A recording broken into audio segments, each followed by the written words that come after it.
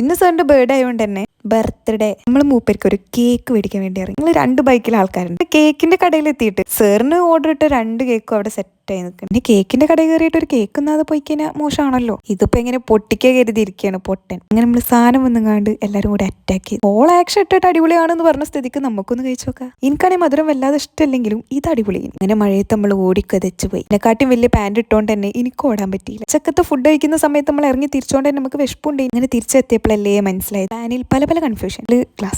ക്ലാസ്സിലെല്ലാം late ആയിട്ടാണ് എത്തിയത്. പിന്നെ പ്ലാനൊക്കെ മാറ്റി ലാസ്റ്റ് ഇന്റർവെല്ലിൽ കേക്ക് കുറിക്കാം. ഇവൻ ഈ ലൈറ്റ് ഓഫ് ആക്കി ഓണാക്കി സാറിന് വിളിച്ചു വരുത്തി. പക്ഷെ സാറാണെങ്കിൽ വന്നില്ല. നമ്മളെല്ലാരും സാറിനെ നോക്കി നിൽക്കാണ്. ഒരു 15 മിനിറ്റ് ലാഗായി. ഞാനൊന്ന് പുറത്തിറങ്ങിയപ്പോതാ ഇരിക്കുന്നു. ഇപ്പൊ എങ്ങനെ ഇരിക്കുന്നു. അങ്ങനെ മൂപ്പരെ ജന്മദിനാശംസകളൊക്കെ കഴിഞ്ഞ് ഇതൊക്കെ സാറിനുള്ള ട്രീറ്റ്. ഇനി നമുക്കുള്ള ട്രീറ്റ് ഉണ്ട്. കേക്ക് എന്നിട്ട് മീശം വരെ ബൈ അത് നമ്മുടെ മെന്ററാണ്. എല്ലാരും കേക്ക് തിന്നതിന് കൈ കഴുകാൻ വെള്ളമില്ല. ഇതിപ്പോ സാറിന്റെ ട്രീറ്റ്. എന്തായാലേ ഒരു കയ്യിൽ ഐസ്ക്രീം ഒരു കയ്യിൽ പഠിത്തം. Okay bye.